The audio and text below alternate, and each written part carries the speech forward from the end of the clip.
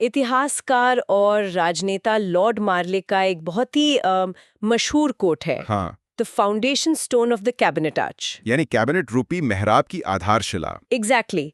ये एक ऐसा वाक्य है जो किसी भी लोकतांत्रिक व्यवस्था में प्रधानमंत्री पद के भारी भरकम वजन को पूरी तरह से समझा देता है। बिल्कुल सही कहा। और आज के हमारे इस इन डेप्थ एनालिसिस का कोर टॉपिक भी यही है। हमारे पास जो आज के पॉलिटी के नोट्स और स्रोत है, जो कि काफी विस्तृत हैं। हाँ, उनका फोकस मुख्य रूप से इसी आधारशिला यानी प्रधानमंत्री और उनकी मंत्री परिषद की कार्यप्रणाली पर है। और हमारा मिशन इस पूरी व्यवस्था के उन पेचों को समझना है जो देश की सत्ता को चलाते भी हैं और उस पर लगाम भी कसते हैं। सही। चूंकि हमें कम समय में काफी सटीक जानकारी कवर करनी है, तो सीधे मुद्दे पर आते हैं। बिल्कुल, बिना समय बर्बाद किए। तो सबसे पहले उस आम नैरेटिव को डिकोड करते हैं जहां अक्सर ये मान लिया जाता है कि देश सीधे अपना प्रधानमंत्री चुन रहा है। देखिए, तकनीकी और संवैधानिक नजरिए से देखें तो ये पूरी तरह से सटीक नहीं है। हाँ, क्योंकि हमारे नोट्स स्पष्ट करते हैं कि प्रधानमंत्री का कोई सीधा चुनाव नहीं होता। बिल्कुल। जनता असल में लोकसभा के सदस्यों का यानी सांसदों का चुनाव करती है। एग्जैक्टली। और यहीं से संसदीय लोकतंत्र की असली खूबसूरती शुरू होती है। अगर हम अनुच्छेद 75(1) को देखें तो ये स्पष्ट करता है कि राष्ट्रपति प्रधानमंत्री की नियुक्ति करते हैं। पर राष्ट्रपति के पास यहाँ अपनी मर्जी चलाने का अधिकार तो नहीं है ना? नहीं, बिल्कुल नहीं। उन्हें लोकसभा में बहुमत प्राप्त दल या फिर गठबंधन के नेता को ही इस पद पर नियुक्त करना होता है। मतलब सत्ता की चाबी सीधे तौर पर लोकसभा के गणित में छिपी होती है। एकदम सही। अब चुनावों के इस गणित से परे एक और प्रावधान है जो अक्सर लोगों को बहुत हैरान करता है। वो 6 महीने वाली विंडो की बात कर रही है ना? हाँ, वो काफी दिलचस्प है। मतलब सोचिए, क्या कोई ऐसा व्यक्ति पीएम बन सकता है जो संसद का सदस्य ही ना हो? बिल्कुल बन सकता है। बस शर्त ये है कि उम्र 25 वर्ष हो और वह भारत का नागरिक हो। हाँ, और उसे 6 महीने के भीतर संसद के किसी एक सदन की सदस्यता लेनी होगी, अन्यथा इस्तीफा देना पड़ेगा। इस नियम के पीछे एक बहुत ही व्यावहारिक सोच थी। कई बार देश को ऐसे विशेषज्ञों या नेताओं की जरूरत होती है जो चुनावी राजनीति का हिस्सा न हो या किसी कारणवश चुनाव हार गए हों। बिल्कुल। और ऐसा भी नहीं है कि प्रधानमंत्री को हमेशा लोकसभा से ही आना चाहिए। हमारे पास राज्यसभा से बने प्रधानमंत्रियों के बहुत दिलचस्प उदाहरण हैं। जैसे 1966 में इंदिरा गांधी। हाँ, और फिर 1996 में एच.डी. देवेगौड़ा। और डॉक्टर मनमोहन सिंह भी, जो 2004 और 2009 में राज्यसभा के सदस्य रहते हुए ही प्रधानमंत्री बने। यही लचीलापन इस व्यवस्था को खास बनाता है। अब कार्यकाल की बात करें तो यहाँ एक संवैधानिक पेंच है। कागजों में लिखा है कि कार्यकाल राष्ट्रपति के प्रसाद पर्यंत होता है। During the pleasure of the president. हाँ, सुनने में ऐसा लगता है जैसे राष्ट्रपति जब चाहे प्रधानमंत्री को हटा सकते हैं। जबकि असल में प्रसाद या शक्ति लोकसभा के बहुमत में है। जब तक किसी प्रधानमंत्री के पास लोकसभा में जादुई आंकड़ा मौजूद है, तब तक उनकी कुर्सी पूरी तरह सुरक्षित है। बिल्कुल। सामान्यतः ये 5 वर्ष का होता है, लेकिन ये पूरी तरह से सदन के विश्वास पर टिका होता है। Exactly. तो इसी बहुमत और विश्वास के खेल से जुड़े कुछ बहुत ही हैरान करने वाले ऐतिहासिक तथ्य हमारे नोट्स में। चलिए एक रैपिड फायर राउंड करते हैं। चलिए देखते हैं। ऐसे प्रधानमंत्री जिनकी पद पर रहते हुए मृत्यु हुई। पंडित जवाहरलाल नेहरू, लाल बहादुर शास्त्री और इंदिरा गांधी। और विदेश में मृत्यु? लाल बहादुर शास्त्री जी 11 जनवरी 1966 को उज्बेकिस्तान के ताशकंद में। ऐसे पीएम जो कभी संसद नहीं गए।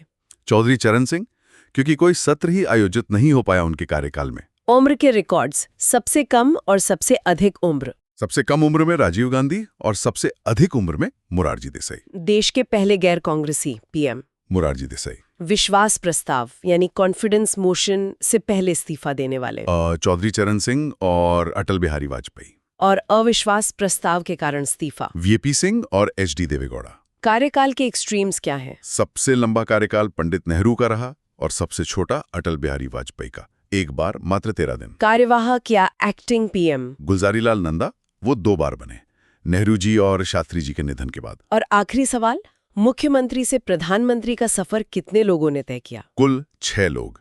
मोरारजी देसाई बॉम्बे प्रेसिडेंसी से, चौधरी करण सिंह और वीपी सिंह यूपी से, पीवी नरसिम्हा राव आंध्र प्रदेश से, जो दक्षिण भारत से पहले पीएम थे। हाँ, और HD देवेगौड़ा कर्नाटक से और अंत में नरेंद्र मोदी गुजरात से। बहुत बढ़िया। राज्य स्तर का यह अनुभव केंद्र में बहुत काम आता है, क्योंकि असली प्रशासन तो सरकार के इंजन रूम से ही चलता है। बिल्कुल। लेकिन यहाँ एक बड़ा सवाल है।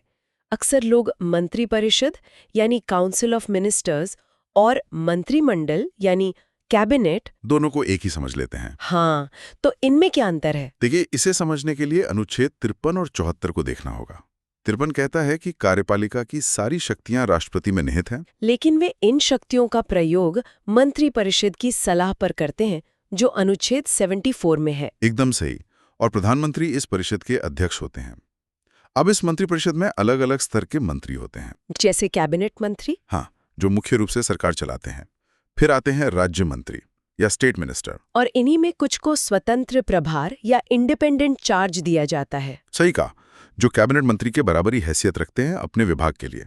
और तीसरे होते हैं उप मंत्री। तो ये सभी PM, कैबिनेट, राज्य मंत्री और उप मंत्री, इन सब को मिलाकर मंत्रिपरिषद बनती है। लेकिन मंत्रिमंडल या कैबिनेट में केवल कैबिनेट मंत्री होते हैं। बिल्कुल, वो एक इनर सर्कल है। और यहाँ हमारे नोट से एक बहुत ही चौंकाने वाला तथ्य सामने आता है। क्या? मूल संविधान में मंत्रिमंडल या कैबिनेट शब्द था ही नहीं। अच्छा, ये कब जोड़ा गया? इसे 1978 में 44th संविधान संशोधन द्वारा अनुच्छेद 352 में जोड़ा गया। राष्ट्रीय आपातकाल के संदर्भ में, राइट? हाँ, इसके तहत ये नियम बनाया गया कि आपातकाल केवल मंत्रिमंडल की लिखित सूचना पर ही घोषित किया जाएगा। ये सच में शक्तियों के संतुलन का बेहतरीन उदाहरण है। अब नियुक्ति और नियमों पर आते हैं। मंत्रियों की नियुक्ति भी तो राष्ट्रपति करते हैं ना? हाँ, अनुच्छेद 75(1) के तहत, लेकिन प्रधानमंत्री की सलाह पर। विभागों का बंटवारा भी PM ही करते हैं। और शपथ? संविधान के अनुसूची 3 के तहत राष्ट्रपति मंत्रियों को शपथ दिलाते हैं। लेकिन एक बात बताइए, क्या प्रधानमंत्री जितने चाहे उतने मंत्री बना सकते हैं? पहले ऐसा होता था, लेकिन फिर 2003 में 91st संविधान संशोधन आया। The 15% rule. बिल्कुल। अनुच्छेद 75 1A जोड़कर ये तय किया गया कि प्रधानमंत्री सहित मंत्रियों की कुल संख्या लोकसभा की कुल सदस्य संख्या के 15% से अधिक नहीं हो सकती। लेकिन छोटे राज्यों का क्या? वहां तो 15% बहुत कम हो जाएगा। हाँ, इसलिए उनके लिए न्यूनतम 12 मंत्रियों का नियम रखा गया है। ये काफी प्रैक्टिकल है। तो इस पूरी चर्चा और नोट्स के विश्लेषण को अगर हम समेटें, तो स्पष्ट होता है कि भारत का संविधान असीमित शक्ति और कड़े नियंत्रण के बीच एक बेहतरीन संतुलन बनाता है। बिल्कुल, एक तरफ 15% का नियम है तो दूसरी तरफ 6 महीने की सदस्यता वाली छूट। तो आज की इस चर्चा का समापन एक सवाल के साथ करते हैं, जिस पर श्रोताओं को विचार करना चाहिए। बताइए। जब किसी प्रधानमंत्री की असली ताकत केवल लोकसभा में बहुमत बनाए रखने पर निर्भर करती है, तो आज के युग की इस जटिल गठबंधन राजनीति ने क्या वास्तव में कैबिनेट रूपी मेहराब की आधारशिला और उसकी स्थिरता को हमेशा के लिए बदल कर रख दिया है? बहुत ही गहरा सवाल है। इस पर जरूर विचार कीजिएगा। इसी के साथ हम आज की ये इन डेप्थ चर्चा यहीं समाप्त करते हैं। फिर मिलेंगे एक नए विषय के साथ।